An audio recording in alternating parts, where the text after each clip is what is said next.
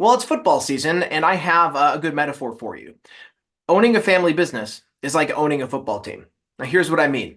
There's responsibilities of the ownership group, and there's also responsibilities for the players. If we look at the owners first, consider what their goals are. Why do you own a football team? I mean, sure, profits, like you want to make money. Presumably, there's also great perks, right? You get to attend games, you get the owner's box, you can host a great party. Also, I would think that when you're owning a football team, you can get to participate in the story and the legacy of this winning team and be a part of that history. And that would be a great feeling. It's very similar to family businesses that have long legacies and a history of success. And if you own a football team, what is your goal as an owner? Um, you want to win the Super Bowl, I would presume, right? That tends to be the common goal for those that participate in the NFL, and that's a great, clear vision. So if your goal of owning a football team is to earn money, participate in the legacy, and win the Super Bowl, that creates a pretty straight mindset for how you make decisions for the team that you own yourself. But fundamentally, I would argue that the responsibilities of the ownership group of a football team, however vast those responsibilities might be, can be summarized by one basic concept. You need to set up your team to win.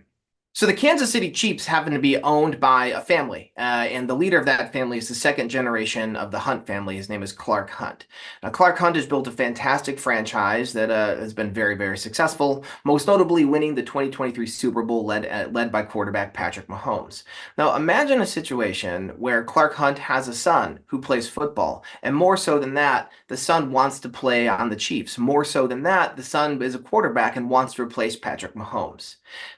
This idea is laughable that Clark Hunt's son would replace his all-star quarterback. Yet this type of thing can happen in family businesses all the time.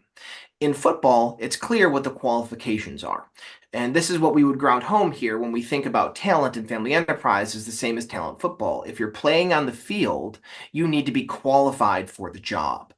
And if a football owning family has a son or daughter that wants to play in the game, sure, that's great for them, and they can choose. The family can choose. Clark Hunt can choose to have his son replace Patrick Mahomes on the field. But consider the impact of that. Clark Hunt will know that his odds of winning the Super Bowl plummet. More so than that, imagine what it's like to be Patrick Mahomes.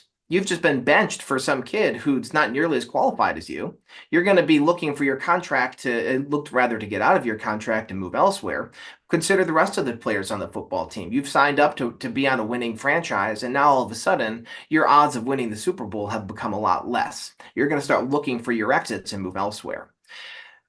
Fundamentally, as an owner, you have a set of decisions to make. And we would argue, when we're looking at the world of building great teams, that as an owner, your responsibility is to set up your team to win. If your family wants to be involved in the winning of the game, so to speak, they need to demonstrate, just as any employee does, that they are qualified to do so. Employment on a team in any business is grounded in the idea that people are qualified for the job.